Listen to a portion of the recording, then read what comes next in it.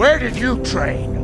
On a farm? You are gonna want to watch this for those two infamous scenes. Hi, this is Shadowscape Pictures, and this is the review for Man of Steel. Jor-El and Lara have the first natural birth on Krypton after Zod plans a coup d'etat as he doesn't trust the leadership. Jor-El fights back, stealing the codex containing genetic information to repopulate Krypton, transferring the codex to Kal-El and sending him to Earth while Zod makes him go bye-bye, turn it off. Zod and his gang are sent to a black hole on Space Cox. Clark Kent struggles with an identity crisis, whether he belongs with the humans or an extinct race. Trying to find his place on Earth, he faces fear of rejection of who he truly is when Zod and his gang find out where Kal-El is with a codex that could repopulate Krypton by terraforming Earth. First off, the music score in this film is amazing. This has got to be one of Hans Zimmer's best scores he has done. He truly nailed this one out of the damn park. You can listen to this Superman theme over and over again, and it's so much better than whatever the hell Superman 2025 was. When that first flight scene hits, it just feels so epic in every way. Really feel like you're on that flight with the Man of Steel. And I just think that scene is incredibly well done in this film. The music, the way the visuals are, just everything about that was perfect. Amir Mokri and Zack Snyder did wonders with this film. It definitely feels like a movie than just some regular ass TV show. I know some people don't really like the color grading to this film, but overall it really fits the dark and gritty tone, and the CGI really holds up even today. I'd say it even looks better than most films we even get nowadays. It definitely looks like it's part of the film instead of just sticking out like a damn sore thumb. The story is very interesting as well. It opens up with a coup d'etat and Zod wants to take over as Krypton is dying. This whole section was really well done in my opinion. It really keeps you engaged throughout the entire 15 minutes or so. Seeing Krypton in a new light, I just thought that whole aspect of it was really cool. We never really got to see what Krypton was really like on a live action, so at least with this you got to see a little bit more about it, and I think they did a really good job of it. Then the dynamic between Zod and Jor-El was just great. I thought Michael Shannon was great as Zod, and Russell Crowe does a really good job with Jor-El. After Kal is sent to Earth, it's really just an origin story of how he became the Man of Steel, showing how he goes from job to job while helping and saving people where he can. I did think the flashbacks as a kid and him learning his abilities was great. It really showcased how he struggled so much to handle these newfound abilities while controlling his emotions. Obviously, when the truck driver pisses him off, he doesn't react until he leaves, and then the truck driver finds out that his truck was plummeted with logs.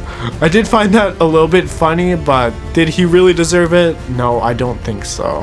One of the biggest things was how Jonathan Kent, played by Kevin Costner, would always give Clark really good advice. People are afraid of what they don't understand. I know a lot of people may think this is silly, but I do think he gave Clark some really good advice. I wanted to hit that kid. I wanted to hit him so bad. I know you did. I mean, part of me even wanted you to, but then what? Make you feel any better? The parenting is really good because he truly cares about Clark's well-being. Can I just keep pretending I'm your son? You are my son. He doesn't just want him to be handed over to the government for some damn testing or some shit.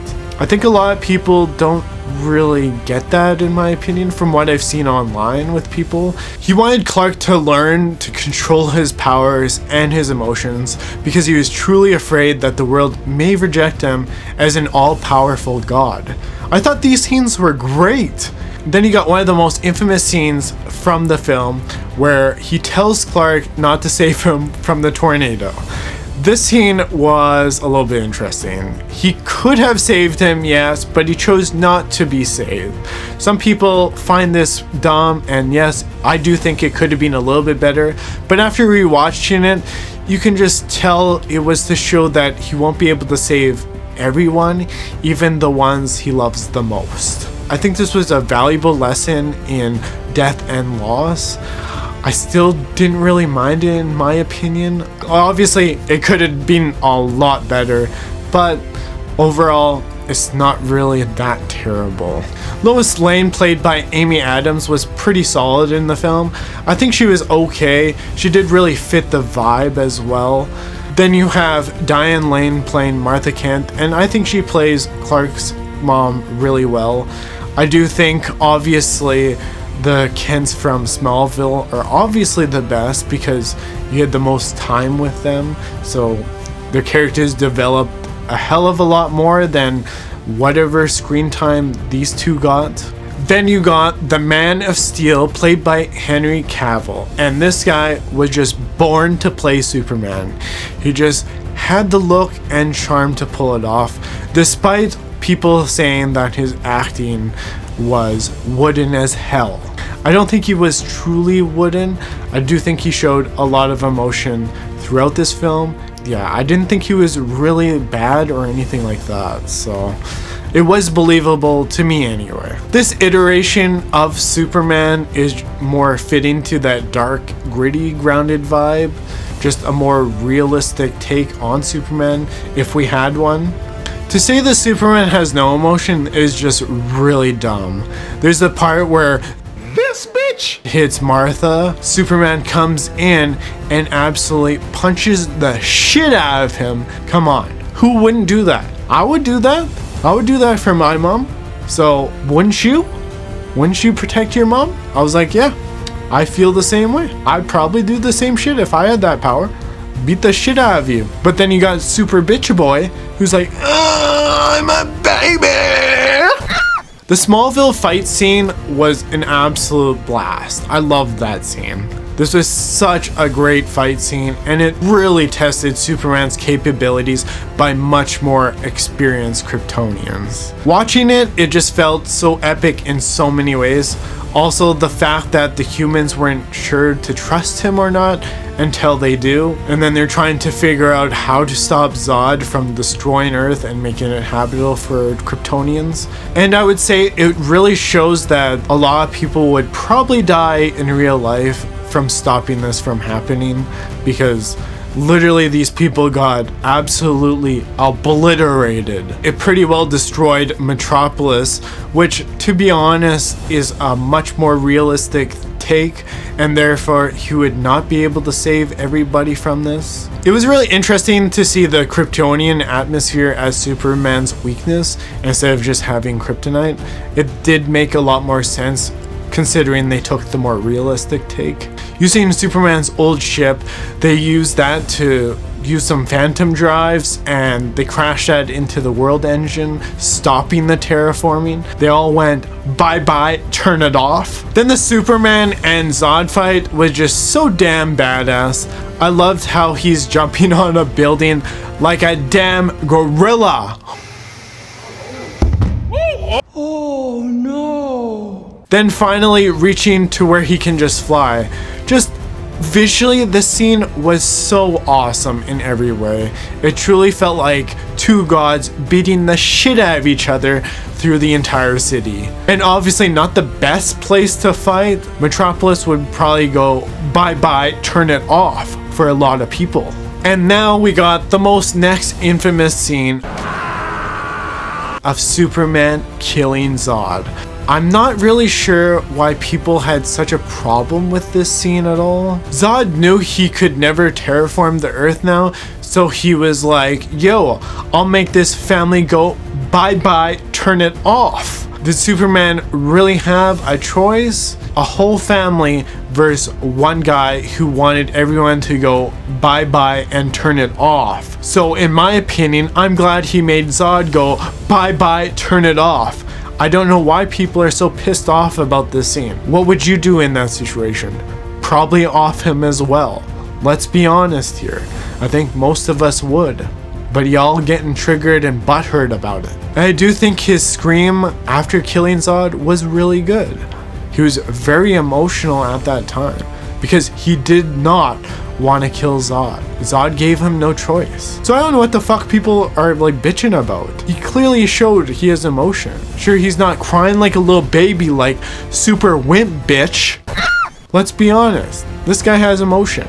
And if you don't see it, fuck, you're fucking blind. It was also really cool they changed up the introduction to Clark and Lois and have him start working at the Daily Planet by the end of the film. I thought that was pretty interesting, and his search for random ass jobs is over. And you know what? This film just oozes and more testosterone than Super Beta Boy we got in 2025 here.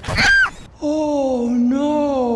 We got a very strong and stoic Superman, willing to do whatever he can to get the job done, saving as many people as he could.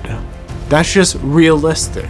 I'll be real, it really resonated with me a lot. Overall, this movie's an 8 to an 8.5 out of 10. It's very exceptional in a lot of ways. The music, the cinematography, the CGI is still really damn good. This is a film that got way too much hate for what it is. I do recommend people to revisit this film because then you'll probably appreciate it a lot more. Or they won't and they'll still just call it trash. But let's be honest, the only trash movie here is that Superman 2025 from James fucking Gunn. Oh no.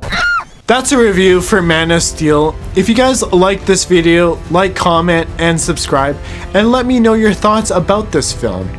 Did you like it, or did you absolutely despise it? And of course, if you didn't like this video, bye bye, turn it off!